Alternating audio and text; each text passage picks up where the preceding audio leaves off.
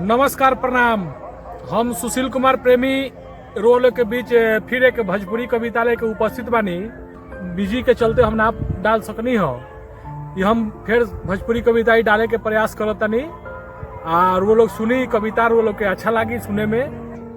बॉम्बे मेल देहरादून हमहू तूफान रही, ए बाबू सुना हो हमहू जवान रही, ए बाबू सुना हो हमहू जवान रही। फुटुर फुटुर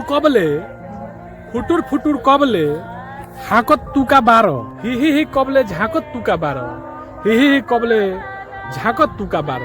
नया शौकीन हुआ बुझिला मजे में, नया शौकीन हुआ बुझिला मजे में, ताल देहल जांग जे करत उतान रही, ए बाबू सुना हो हमहू जवान रही, ए बाबू सुना हो हमहू जवान रही। चिड़ई भर मांस पर बात न बनावल हो, चिड़ई भर मांस पर बात न बनावल हो, पौ भर घी पी के दहिया ही बनावल हो।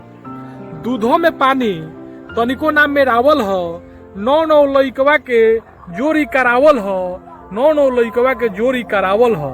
लाठी उठाई तो धांगत सिवान रही, लाठी उठाई तो धांगत सिवान रही, ए बाबू सुना हो हमहू जवान रही। सिकिया पहलवान हुआ दहिया तो हिलत बा, का बोलबो बोले में सांसे तो फूलत बा। बस्तर निकालो ता हारो गिना जाई, बस्तर निकालो ता हारो गिना जाई। एगो थाप लागी तो दहिया गोजा जाई, एगो थाप लागी तो दहिया गोजा जाई। दूध पी के चोर चोर शेर माजत बाथान रही, ए बाबू सुना हो हमहू जवान रही, ए बाबू सुना हो हमहू जवान रही। देखो तनी लड़की बीचे मांग फाटल बा, ऐसा बुझाता जैसे कोनो रोड छाटल बा। तो देखो कुर्ता हो कि तहरा अस कुर्ती हो, ढोकरी में किसमिस की तोहरा अस सुरती हो। नया रही नवे न 10 तो पुरान रही, ए बाबू सुना हो हमहू जवान रही, ए बाबू सुना हो हमहू जवान रही। बार बार मत देखो ई घाम में न पाकल हो, बार बार मत देखो घाम में न पाकल हो। जैसे चाहो वैसे सब सैला के हाकल हो।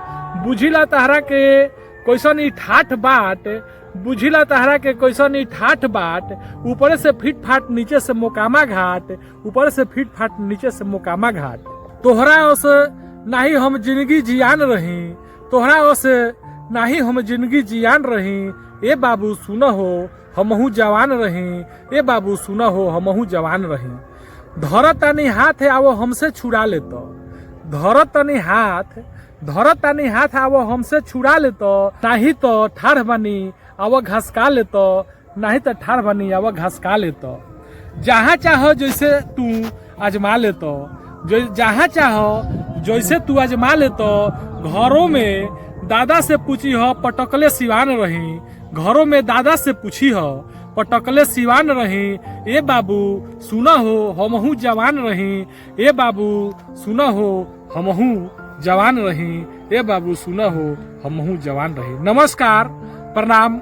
ये कविता बहुत एक बुजुर्ग आदमी के बाई कहे के प्रयास कैले बनी। यह कविता के बारे में रुआ लोग राय बात देम लोग, सराहम लोग कैसन कविता लागता। फिर से हम लेके एक भोजपुरी कविता उपस्थित होखे। नमस्कार, धन्यवाद, प्रणाम, जय हिंद, जय भारत, जय बिहार, जय भोजपुरिया। फिर से हम नया नया कविता लेके परोसेम। धन्यवाद।